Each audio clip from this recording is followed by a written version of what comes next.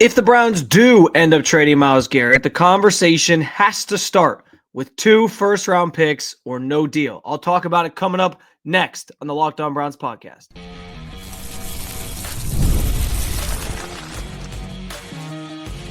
You are Locked On Browns, your daily Cleveland Browns podcast.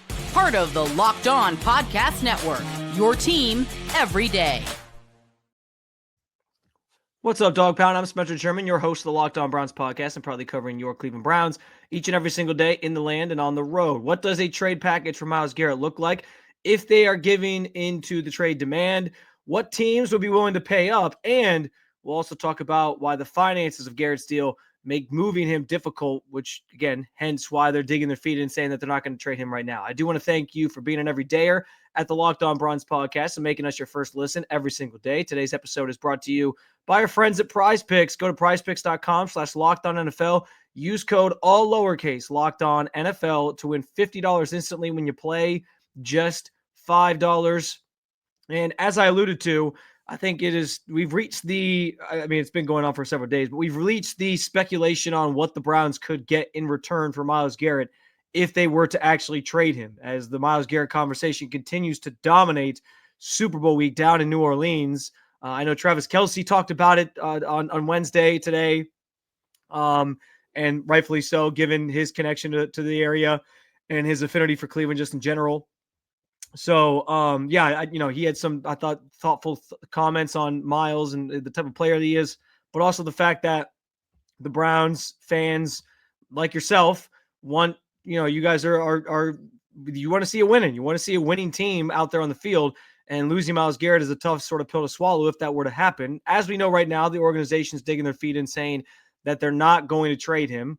Those are the facts as we know them at this moment, but that could change at some point. We'll see.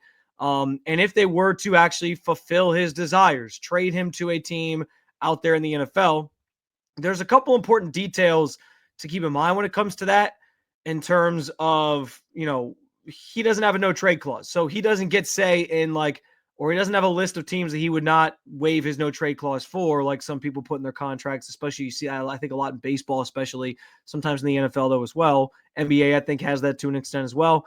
But he doesn't get say in where he goes. So we'll talk about those details coming up in a little bit in terms of what destination could make the most sense for Myles.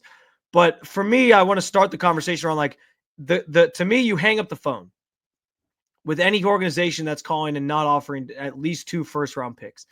I understand that, there's been some concepts floated out there in terms of what trade packages could look like. Diana Rossini, who's one of the most tapped-in insiders in the NFL of The Athletic, she listed, based off her conversations with one NFL GM, that it would probably take a first plus 1 and a 2 or 1 and 2 threes, maybe throw a player in there, was the direct quote from another GM. This GM also alluded to the fact that anybody who's out there 3 first rounders, that's just not happening. I don't know that anybody should have ever thought it was going to be 3 first rounders for Myles. I get the, this is one of those situations where obviously Browns fans are going to overvalue their own player. Not that Myles Garrett isn't valuable. He's still one of the best defensive players in football. He's still playing at a very high level. He's in the prime of his career. And so all those things certainly carry weight when you're having potential trade discussions with another team. But it was never going to be 3 first-round picks for Myles Garrett. That was just never something that was, I think, based in reality, even though Browns fans maybe wanted it to be. And so I do think, what Diana Rossini is floating out there, a first plus, maybe a first and a second, a first and a couple thirds, maybe a player thrown in, as based off her conversations with another GM, makes some sense. But for me, I'm hanging up the phone if your deal doesn't start with at least 2 firsts. I think 2 firsts is pretty reasonable for a player Myles Garrett's caliber that is still playing at a very high level. Yes, he's entering his age 29 season and will turn 30 at the end of next season. And so there is something, there's other examples of guys who once you get to that age, once you get to that threshold, you start to drop off a little bit. But to me, Myles Garrett is a generational talent, and he is a freak of nature athlete. One of these guys who is in peak physical condition. Obviously, things can change, an injury could derail his career. Anything can happen at a moment's notice that changes the outlook of where he is and the type of player that he can be. I understand that. But I also think because he's such a freak, like he's talked a lot about his relationship with LeBron James and the fact that they've talked over the years. And I kind of put them in the same ilk in terms of the types of players or athletes that they are. They are just these once in a lifetime generational players that are truly, as the kids would say, built different. They are built different in a way where their bodies, their physique, their abilities are just at a heightened level above everybody else. And because he takes care of his body and he isn't, I think because of his relationship with LeBron, he's learned about the importance of those things. He's not somebody I think is just going to fall off a cliff the way some guys do when they reach 30. Maybe there starts to be a steady fall off for him potentially, but I don't know that it's ever going to just be this sharp decline. Like I think it'll kind of be a steady into his mid 30s decline for Myles. Again, unless an injury pops up and it's something serious that costs him a season or several seasons or whatever. So I get that things can change quickly. But you are trading for the best defensive player in the game, who's still playing at a very high level. And you people like to talk about how many wins is a player worth. I don't know what I would put on like Myles Garrett, but I don't know. I'd say at least like 2 to 3 wins a year almost, because there's been games where he's single-handedly won you games on his own. We know the Colts game for 2023 is an example of that. There's been others throughout his career. So yeah, like he is that impactful that he's the type of player you talk about in that conversation of like, what value of wins does he add to your team? And there are plenty of teams that could use a guy like Myles Garrett. And so, yeah, like I get it. Like the value isn't going to be what the pie in the sky scenario that fans were hoping for when it comes to trading Myles Garrett. Maybe a couple of years ago, you could have got 3 first-round picks for a guy like Myles. Not at this stage of his career. That's just the reality, and that's fine. But 2 firsts to me has to be the starting place. And I think there is some evidence of that being sort of valid. I know the biggest example people keep pointing to is when Khalil Mack was traded. He was with, at the time, it was the Oakland Raiders to Chicago. The Bears gave up 2 first-round picks, a third-round pick, and a sixth-round pick to get Mack. In return, they got a second-round pick and a conditional fifth-round pick. So something along those lines. Like if the Browns, maybe the Browns can get 2 firsts from a team, they can trade one of their third-rounders this year back in return, and they can maybe get like another pick sort of thrown into the mix, like a 4th-rounder or a 5th-rounder or something like that. I think something along those lines makes some sense for Cleveland to make it happen. But the conversation to me has to start with 2 first-round picks, and it's just about where the Browns are at. If they pull the trigger on this, you aren't trading Myles Garrett just to like end up with what the Lakers ended up, or sorry, what the Mavs ended up with in their trade for Luka Doncic, where you're getting like an aging star player and just 1 first-round pick, when you got guys like Rudy Gobert going for like 5 first-round picks, or Mikal Bridges going for like 5 first-round picks. Like, no, you have to get your money's worth if you're taking this serious and you actually follow through on trading him. And you have to start building this roster back up without him being on this team to get the next Myles Garrett. Obviously, I'm not saying the next player is going to be as good as Myles Garrett or be that type of player. But you are in roster reconstruction mode. And to do that, to pull that off, you need as many picks as possible, as many top flight picks as possible, first rounders most notably. And so you have to acquire as many first rounders as possible so you can have be able to maximize the types of players, the talent level of players that you're bringing in over the next couple of years to get this thing back on track and fix this roster. Essentially, you don't just go out shopping Myles Garrett for pennies on the dollar. You got to swing big. And so again, if the conversation doesn't start with 2 first-round picks, I'm out. Maybe that means you got to send a pick back in some capacity. Maybe there's an assortment of picks that kind of get exchanged here that sort of gets you to that level. But you got to get 2 first-round picks, because that's more bites at the apple on first-round talented players over the next couple of years to, again, fix this roster that's going to be stripped. Again, trading Myles Garrett means you're stripping it down. You're starting all over. You got to be able to fill a lot of holes quickly and make up what they've missed these last couple of years without having first-round picks as quickly as possible. And so that's where I'm at. It's got to be 2 firsts as a starting point for Myles. And I think that's probably a realistic possibility that it could get to that level as conversations potentially happen, even though I know the Browns right now are saying they're not going to trade him. Again, in a hypothetical world where they do trade him, which doesn't actually seem all that hypothetical because he's basically asking out, and I could see him making this thing ugly if he really, really doesn't want to come back to Cleveland next year. So those things have to play themselves out. But what are some of the teams that make the most sense for a Myles Garrett trade? I know there's been the odds out there from Vegas on the top teams. I think some of those make sense. I think there's where my mind is at with it is I'm thinking teams that are contending right now that don't necessarily need their first round picks as badly. We'll give you some examples of both coming up next on the Locked On Browns podcast. Oh, what a fun college football season it was for me because my Ohio State Buckeyes ended up winning the national championship. And I get to say that I saw them in person this year. My wife and I went to the Michigan game. I know, dreadful game, frustrating being there in person to see them lose for the fourth straight year to that team. But I forever get to say that I saw the national championship Ohio State Buckeyes team in person this past year. And it was all thanks to Gametime. I'll tell you, my ticket buying experience went so smoothly ahead of the game that Gametime has now become my go-to app for buying tickets. Plus, they have a new feature called Gametime Picks, which allows you to make much easier selections on your tickets to your favorite events by allowing you to filter out the fluff. Essentially, it shows you the incredible deals on great seats so you don't have to waste time searching and filtering through thousands of tickets. Take the guesswork out of buying tickets with Gametime. Download the Gametime app, create an account, and use code LOCKEDONNFL for $20 off your first purchase. Terms apply. Again, create an account, redeem code LOCKEDONNFL for $20 off your first purchase. Download Gametime today. What time is it? Game time.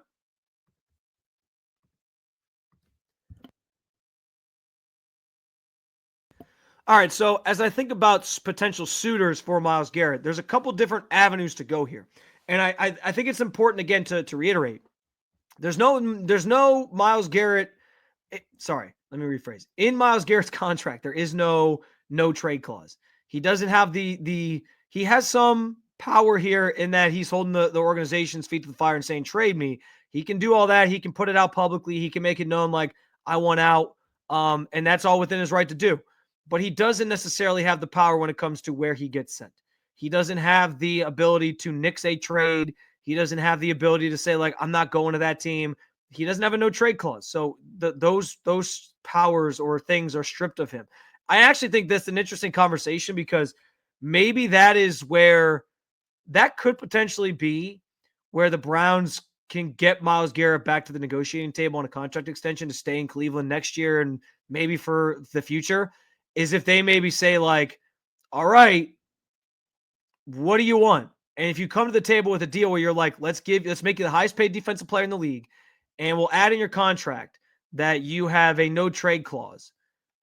Maybe that's how that works, because then Myles can sort of force your hand whenever he wants and say, all right, I want out. Like, that gives him a chance to kind of go back to the table every year and be like, all right, I want out now. Like, you can give the Browns a chance to sort of show you that they can maybe try to get this thing on track if they want. But if they can't, every single offseason, it would give Myles Garrett some power to be like, all right, I do want to trade again.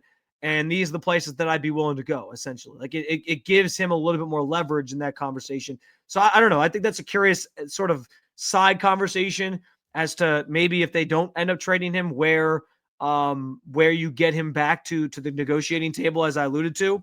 So that could be interesting. But as far as like just straight up thinking through potential destinations, potential places that they could trade him that make the most sense, teams that will be interested, I want to start with, I think, teams that don't necessarily need their first round picks right now. And I'm not saying every team wants their first round picks. They don't want to give up first round picks. We know that. But there are some teams that are in like win now at all costs mode. And to push the chips into the center of the table and get a player like Myles Garrett might be something that helps put you over the top. So one of the first teams that comes to mind for me, of course, is the Buffalo Bills. That one's been thrown out there by a bunch of people. I've seen conversations both ways. Some people doubting like he'll still be this good in 2 years after his age 30 season and whatever, and I don't want to trade for him. I've seen Bills fans who are excited about the idea of like add this guy into a defensive line with like Gregory Rousseau and others, and you have like an incredible defensive front that can maybe finally take down the Chiefs for them. I think their problems are more so when it comes to how things, well, the officials are one thing because they did get screwed in that game against the Chiefs, let's be honest. But I also think their coach has some shortcomings in those matchups. I'll just put it out there now. But this is not a Bills. This is not Locked On Bills. So I'll save those conversations for next year when they play each other when we do our crossover Thursday. But regardless, Maybe they think Myles Garrett's the missing piece that helps them take down finally Patrick Mahomes and the Chiefs. Okay, that could be a place he ends up. Going off of my idea that it has to be 2 first-round picks, fine. You trade your pick this year, you trade your pick next year, and you're on your way. And a team like the Bills, like that doesn't matter. You have your franchise quarterback figured out. Your window of contention is now until that player isn't the same guy anymore. You decide it's time to part ways, which won't be for a long time. Like, they feel good about where they're at. Teams that have their quarterback situation sort of figured out, they can afford to do something like this. And I actually think of the teams that have nothing to lose, or I guess they have nothing to lose when it comes to the draft. And teams that basically are in that contending window right now. The team that I think I like the most as a fit for Myles Garrett, honestly, is the Detroit Lions, which I was kind of thinking about it from this perspective too, like from a fan perspective. And you can tell me if I'm wrong here. It feels like Detroit is a place that fans in Cleveland would actually like embrace Myles going. It seemed like there was a lot of friendliness towards Zadarius Smith when he got traded to Detroit this year. I know that there's some weird crossover. I mean, listen, I'm an Ohio State fan, so I hate the state of Michigan, of course. But, and I also understand like Guardians fans here in Cleveland, you have a rivalry with the Detroit Tigers. So it's kind of weird. It's a weird situation because they're a very similar city, Rust Belt, not that far from here. Dilapidated, very downtrodden fan base that's gone through a lot and has been able to kind of win the big one. So there's some familiarity there, and there's some we feel you vibes going on, but there's also like we also have to hate you in other sports. So it's a weird dynamic in Detroit. But I do think largely Browns fans found themselves kind of cheering for Detroit in the playoffs this year, even though they came up woefully short of what they want to achieve. But that is exactly why I think Detroit makes a ton of sense for Myles Garrett. You give up 2 firsts. You maybe throw a player in there. I was on Locked On Lions with Matt Derry this week, and he alluded to like maybe throwing Hendon Hooker, a quarterback option. And I'm kind of the belief that there's no bad ideas when it comes to the quarterbacks or the quarterback situation for the Browns and who they're trying to find as a starter. So I kind of like Detroit as a fit. And that's a team that right now, like they're kind of stuck with Jared Goff at the moment. Like they're not going to like tank for some great rookie quarterback or anything like that. So if they're trying to maximize this window, why not go get a Myles Garrett and add him into the fold there in Detroit? Like I think that's an interesting stance, an interesting team, and probably a team that I think should be like a favorite or a top line team making calls, or very aggressive team, I should say, making calls to see if Myles Garrett actually would be available and what it would take to get him, because it makes a ton of sense, man. Like they truly. They're in that window of contention, and the Lions, like, they're trying to milk this for what it's worth, given how many frustrating years that organization has had to be in this position in this window. You can't waste it. In terms of other teams, like teams that are on the come up, I guess you could say, but maybe aren't quite there yet. This would take Myles basically going to a team that it's like you're banking on their future being further ahead than what the Browns are, obviously. And there's a lot of teams that I think fall into that category. But 2 that stand out to me are the Commanders and the Patriots. 2 teams with really young, talented rookie quarterbacks that put up good numbers last year. Obviously, Jaden Daniels, chief among them, who was brilliant last year, and is likely going to win the Offensive Rookie of the Year, deservingly. And so, again, 2 teams that, like, okay, the interesting thing about it is, like, teams like the Patriots and the Commanders still could use first-round picks to help build out their roster. But the Commanders need as much help as they can get on defense, because their defense was their bugaboo in the playoffs and throughout the season.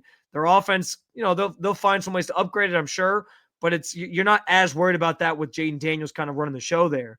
But their defense could use some help, and Myles Garrett would obviously be an instant injection into it. And the Patriots, their defense was pretty solid last year as well, but their offense is the thing that's going to kind of take some coming along.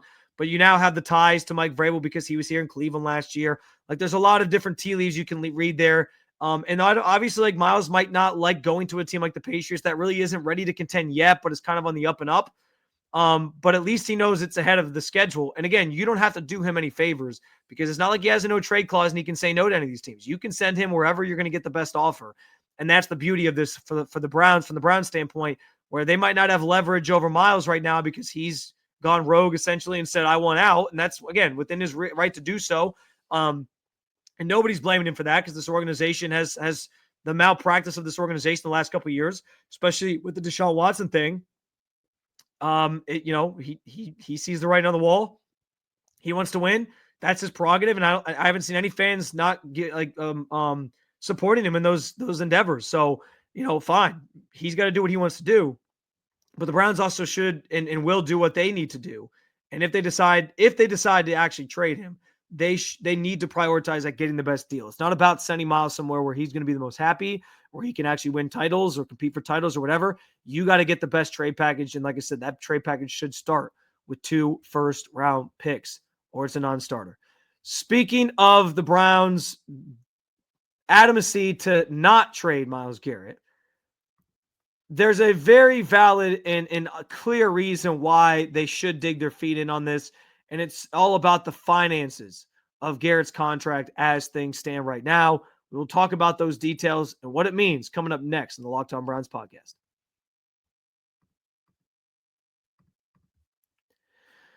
The big game is almost here, and there's no better way to make it more exciting than with PrizePicks, the best place for daily fantasy sports with over 10 million members and billions in winnings awarded. PrizePicks makes it fun and simple to get in on the action. Here's how it works. You just pick more or less on at least 2 players' projections in the game for your right. And if you're right, you could win up to 1,000 times your cash. PrizePicks has a free pick for the big game as well, which is that Chiefs Patrick Mahomes just has to throw for 1 yard. And if you pair that with another correct pick, you are cashing out. I'm already looking to pair it with Travis Kelce, getting more receiving yards, whatever it's going to be set at, after his quiet AFC Championship game. And also don't forget that you can take advantage of their promo tab to tail any of their super sweet Millie winners big game lineups. If you tail a lineup that goes 3 for 3, you can win a split of $1 million in promo funds. Download the app today. Use code LOCKEDONNFL to get $50 instantly when you play your first $5 lineup.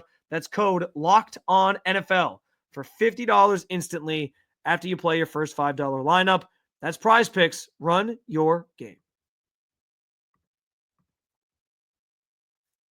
All right, so we know the Browns have dug their feet in and basically said, we are not trading Myles Garrett at any costs. We are trying to stick.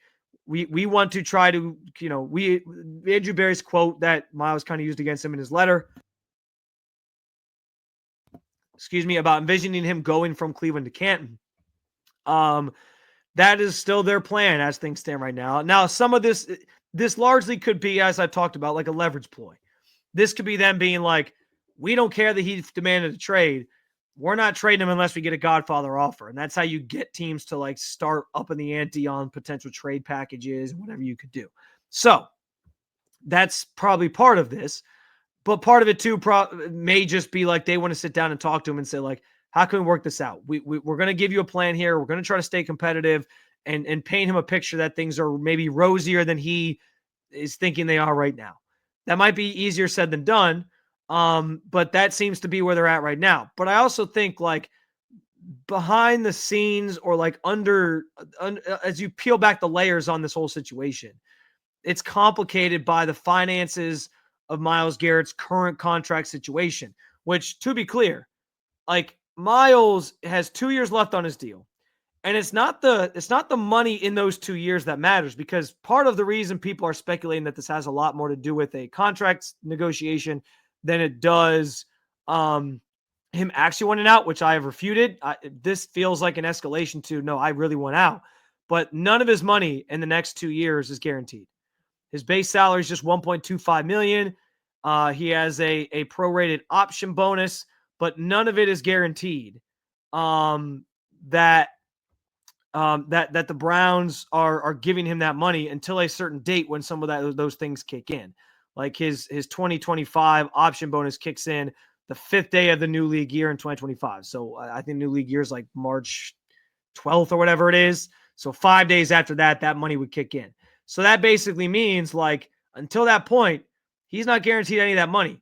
And so he right now is not making any new money on his deal until that point in time. And so the Browns theoretically, like if they wanted to, they could cut him for nothing. They're not going to do that, obviously. But that oftentimes is why like contract negotiations start popping up, or players do this type of stuff because they're looking to get more guaranteed money before, the team finds a reason to not retain them, essentially. But from the Browns standpoint, and this is where it's tricky, they have added several void years onto the end of Garrett's contract, which again expires after the 2026 season. And that void money is money that's already been paid out to Garrett in signing bonuses or just restructures or whatever it's been. This is how they stay underneath the cap every year. As you know, Andrew Berry loves to manipulate the salary cap, manipulate contracts, space money out over voided years. It's basically like what deferred money is in baseball. That's what this is in the NFL. It's void years. And so if they move on from him, if they trade him or cut him, again, the latter is obviously not going to happen. But if they trade him, all that money in the voided years escalates to the salary cap this year, depending on when they were to make the move. If they trade him before June 1st, that June 1st deadline we always talk about, they would be on the hook for $36 million in dead cap money from the money that they've spread out over those voided years. And that all accelerates again onto this year's cap. Now, if they post June 1st, they would only have to eat $14 million of that this year and $21 million of that in 2026. And it'll actually save the Browns just under $5 million for this upcoming season. So maybe that would mean a trade is more possible in the summertime after June 1st. Unlike sometimes you can designate players as like a post June 1st release. My understanding is you can't do that with trades. Like you can't make a trade in March and be like, okay, this is a post June 1st trade. Like, no, it has to, I think it gets finalized in that moment. So you'd have to wait to trade until the summer to initiate that. And so this is where it gets complicated because, like, again, the Browns have a very delicate contract situation right now, or cap situation right now, where they're trying to just kind of create space by kicking the can down the road on some of these deals and moving money around the best that they can. And because of that, they can't possibly take up cap space they're probably going to create for this year and eat $36 million of Myles Garrett's contract right now. It would just be a little bit of a cumbersome number to add into the fold here on top of everything else. And it would take, again, so much finagling that you're then just kicking more money. Like, they don't want to do that. They just don't. And so because of that, it makes it even harder to move Garrett right now. And the hard thing is, like, that money's not going to go away this next year because there's no guaranteed money. Part of the reason why you add void years is if you're planning on giving somebody another contract extension, that money just gets added in essentially to whatever the next contract is. So then it's on like an actual year instead of a fake, dummy voided year. And so it allows you to sort of like, the burden isn't quite as vast or quite as much when like the player's still under contract for you and you're still paying him. It's just money that's on top of, from a bookkeeping standpoint, that was already that's being added onto years, so you're paying him anyway. So it's like no one's really the wiser for that. But in this instance, like, that's a big amount to hit, so to eat. So the next 2 years, that is kind of looming large in terms of potential trade. That could be something that railroads them from getting a deal done. It could be something that they maybe just have to bite the bullet on and eat and, get creative other ways. The Deshaun Watson contract is going to be one of the ways they get creative in terms of moving money around. So we'll see. But the finances of this are part of the reason. I mean, it has to be. It has to be where Andrew Berry's head's at with it. Part of the reason why, this team is thinking the way that they do about their stance on Myles Garrett and basically saying, we're not doing it. And we'll see what that looks like. We'll see if it gets ugly and Garrett really forces the issue here and causes a scene. One thing that's interesting is the fact that he's obviously represented by Clutch, the same people that represent LeBron. I talked about his relationship with LeBron earlier in the show. And because of that, like, the quote about Clutch is that, like, they run the NBA, quote unquote. And, they've crept into the NFL in some aspects as well. And they generally tend to get what they want for their clients. And so we'll see what that all looks like here down the pike and how this thing transpires from here. But as things stand still, Browns digging their feet and saying they're not going to trade him. Myles Garrett, we know, wants out. But there's some things that complicate that, especially in relation to his current contract situation, how much money gets accelerated onto the books in this year if the Browns were to trade him. Another episode down with you, Dog Pound. Thank you for joining me as always to talk about your favorite football team, even after a disappointing season, a disappointing week with the Myles Garrett situation here, but certainly a topic that deserves plenty of that will continue to be a focal point of the show here and conversations that we haven't even had a chance to get into yet. So we'll have plenty more to talk about there, and I hope you continue to make us your first listen every day. For your second listen, go find the new Locked On NFL show, or if you want to keep it local, you can check out Locked On Cavs and Locked On Guardians. Thanks for being in every day here at the Locked On Podcast Network. Talk to you again real soon, Cleveland. But for now, peace.